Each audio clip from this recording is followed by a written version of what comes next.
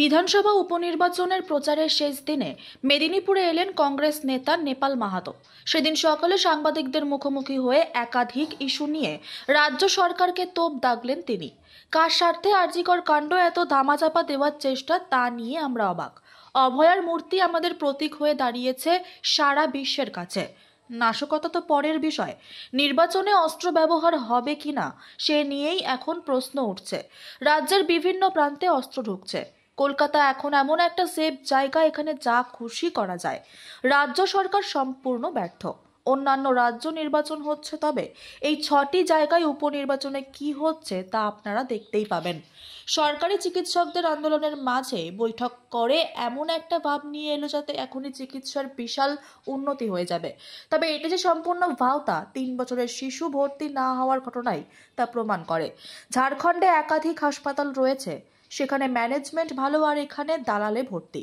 দালাল ছাড়া কিছুই সম্ভব নয়। নেতা বা দালালের মাধ্যমে গেলেই হাসপাতালে ভর্তি হওয়া সম্ভব। প্রতিটা কাজেই এমন ফন্দি বার করে শাসক দল যাতে পয়সাটা আসে। এবার এই সিসিটিভি বসানোটাও একটা ফন্দি, আর এই ফন্দি দিয়েই ইনকাম করার রাস্তা।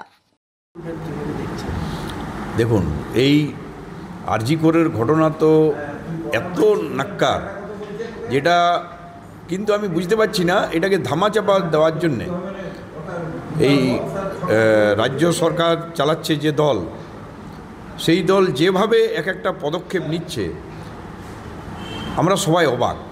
কেন, কি ব্যাপার, কার স্বার্থে, কী এমন জড়িত, এটা কেন নিচ্ছে আমরা বুঝতে পারছি না। যদিও সিবিআই ইনকোয়ারি হচ্ছে, সুপ্রিম কোর্টে কেস পেন্ডিং আছে, এগুলো যেমন একদিকে ঠিক, কিন্তু এই অভয়ার মূর্তি, অভয়া একটা আমাদের প্রতীক হয়ে দাঁড়িয়েছে, আমাদের প্রতীক।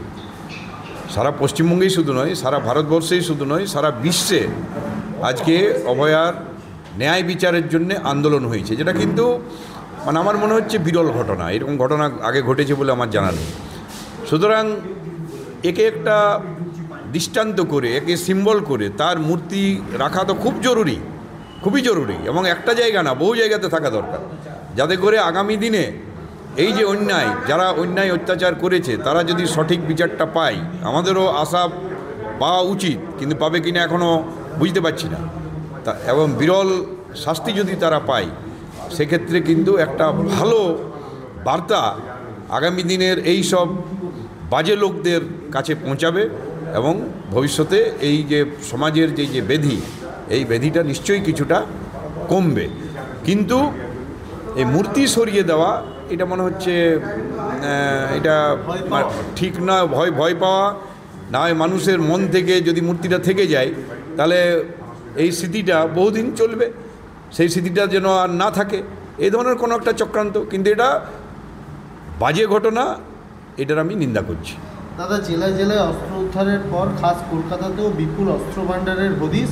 এসটিএফের জালে বিহারের অস্ত্র পাচারকারীদের সঙ্গে যোগ। কলকাতার নাশকতার ছক।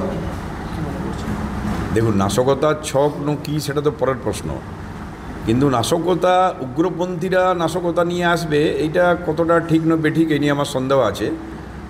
তো আমাদের নির্বাচনে এইসব জিনিস যে ব্যবহার হয়, এ বিষয়ে কোনো সন্দেহ নাই। তো বিহার থেকে আসছে, আর কলকাতাটা নিশ্চয়ই একটা সেফ জায়গা। আমি তো আগেও অনেকবার বলেছি যে সারা ভারতবর্ষের মধ্যে কলকাতায় এমন একটা সেফ জায়গা, যেখানে যত রকমের কাজ আপনি করুন না কেন, ধরা পড়ার চান্স অনেক কম, অন্য জায়গাতে বেশি। এটা অবশ্যই সরকারদের এটা তো ব্যর্থতা, এগুলো ধরা দরকার। এত অস্ত্র, বোমের কারখানা, অস্ত্রের কারখানা, এগুলো হচ্ছেটা কি? এগুলো দেখুন, নির্বাচন এই 13 তারিখ এখানে হবে, 13 তারিখে ঝাড়খণ্ড আছে। তারপরে সরকার বিভিন্ন রকম বৈঠক করে এমন একটা ভাব দেখালো যেন এখনই তারা বেড করে দেবে, এখনই রেফারেল সিস্টেম উঠে যাবে, এখনই চিকিৎসার একটা বিশাল উন্নতি হয়ে যাবে। এটা যে সম্পূর্ণ ভাঁওতা, সম্পূর্ণ মিথ্যা, এবং সাধারণ মানুষকে চোখে ধুলো দেওয়ার জন্য এইসব বিবৃতি সরকারের পক্ষ থেকে জারি করা হয়েছিল, সেটা এই বাচ্চার ঘটনাটা থেকেই সেটা প্রমাণিত। সুতরাং এই স্বাস্থ্য ব্যবস্থাকে একটা ভালো জায়গায়, এটা মানে বহুদিন থেকে এটা তলানিতে চলে গেছে।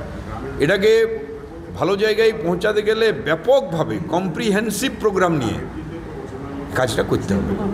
পাশেই আমার ঝাড়খণ্ড আছে, সেখানে আপনি নিয়ে যান রাজেন্দ্র ইনস্টিটিউট অফ মেডিকেল সায়েন্সে, কোনো রোগী ওখান থেকে ফেরত আসে না, সবাই ভর্তি হয়।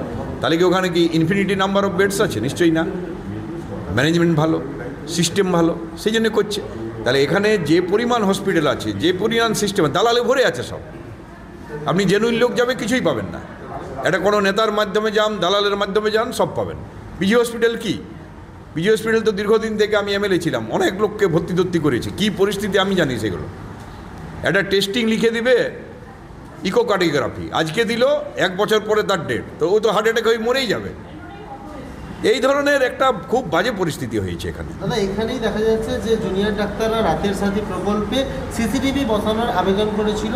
এক একটা সিসিটিভি ক্যামেরার জন্য কোথাও 1.5 লক্ষ টাকার বেশি, কোথাও 3 লক্ষ টাকার বেশি খরচের খতিয়ান দিচ্ছে রাজ্য সরকার।